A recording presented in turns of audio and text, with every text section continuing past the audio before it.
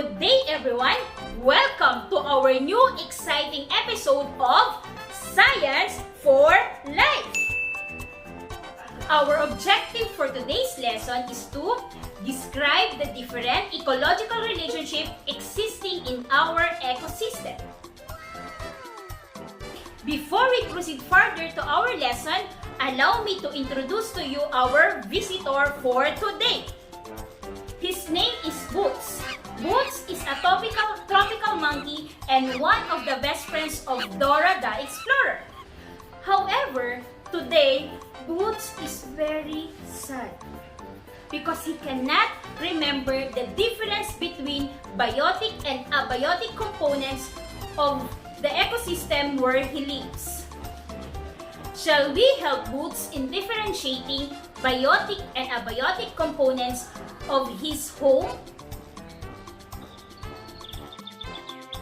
Can you identify the biotic factor in this ecosystem? Remember, biotic components comprises living organisms. Is this an example of biotic components?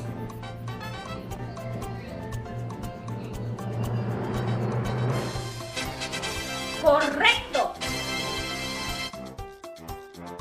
Is this an example of biotic component?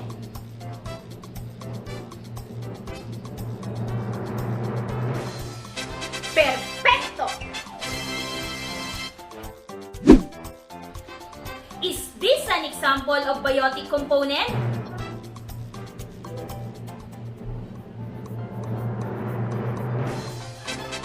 Excelente! Okay, Boots, we already identified the biotic components of our ecosystem. For biotic components, we have trees, birds, and flowers. Again, we have trees, birds, and flowers. Once again, we have trees, birds, and flowers. Can you define once again what is the meaning of the term biotic component? Perfecto! Now, let us help Boots in identifying the abiotic components of his home. Remember that abiotic components are the non-living components of the ecosystem. Is this an example of abiotic component of the ecosystem?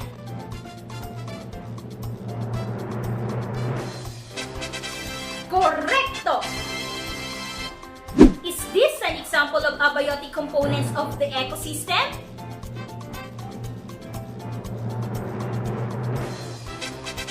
Perfecto! Is this an example of abiotic components of the ecosystem?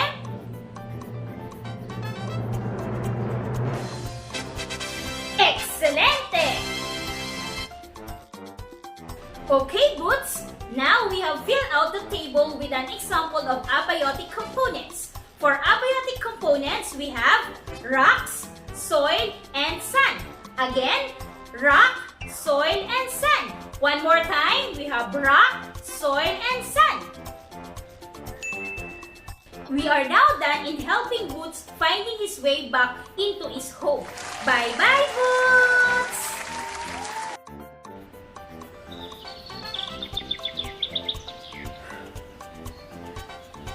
I'm so tired of running back and forth. I'm so thirsty. But what is that? What lovely little birdies! Do you know that there are several relationships that exist in our ecosystem? The first one is called mutualism.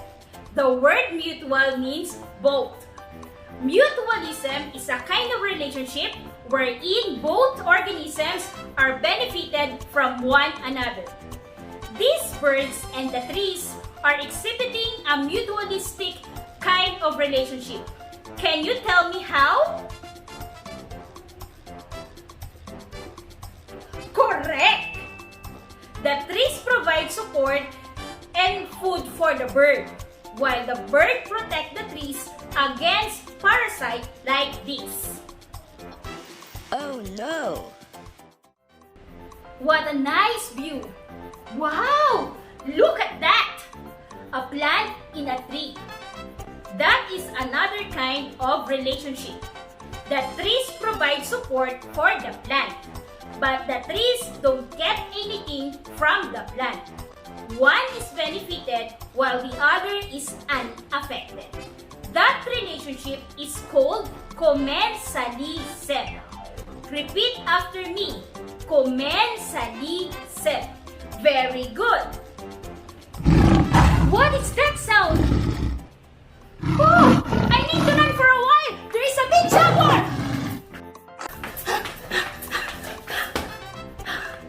I guess I am already far away from the jaguar.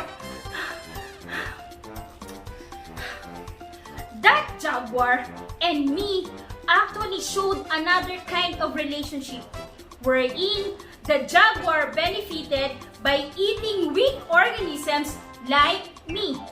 The relationship is called predation. The stronger one is called the predator, while the weak one is called the prey. Oops! I guess I need to run again! That jaguar really gets the best out of my running speed. It's good to be back home. My daughter Nazarene is actually at school today. I usually do not allow her to buy street foods because of another organism that may be present in it, and that is the roundworms. This is the roundworm in the human intestine. It eats the food that the human is eating and the human is harmed. It may cause malnutrition because worms feed on the food that the human is eating. In this relationship, one organism benefits, which is the parasites, while the other is harmed, which is the host. This relationship is called parasitism. Once again, we call that as parasitism. Usually, too many roundworms in a body leads to malnutrition. So make sure to drink deworming tablets at school to remove parasites in the body. I'm back to my neighborhood. This is African savanna with too many zebras and other herbivores. This image actually portrays another relationship. That relationship is called competition.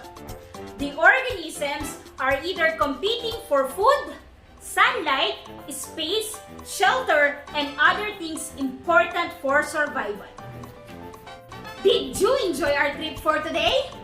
Yeah! Let's try to recall our lesson. We learned the different symbiotic relationships are mutualism, commensalism, parasitism, predation, and competition. Let's have a short quiz. I'm going to flash a picture for 20 seconds. Try to explain the possible relationship that exists between them. Number 1.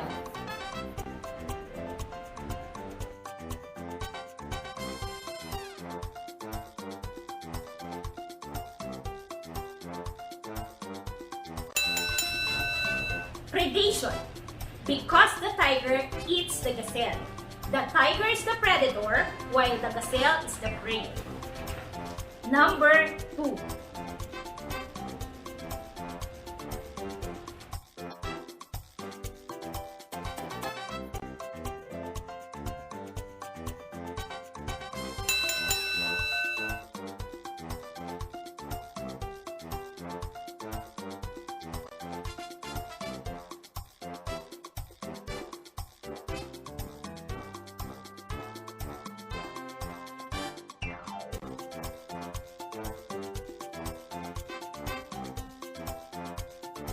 Answer, commensalism.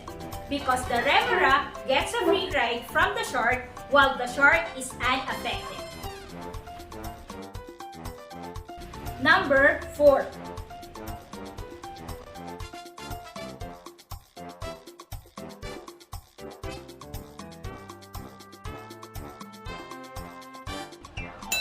Answer, competition. Lion, tiger, and hyenas are all carnivores, and they compete for the number of herbivores in the savanna for food. Number 5.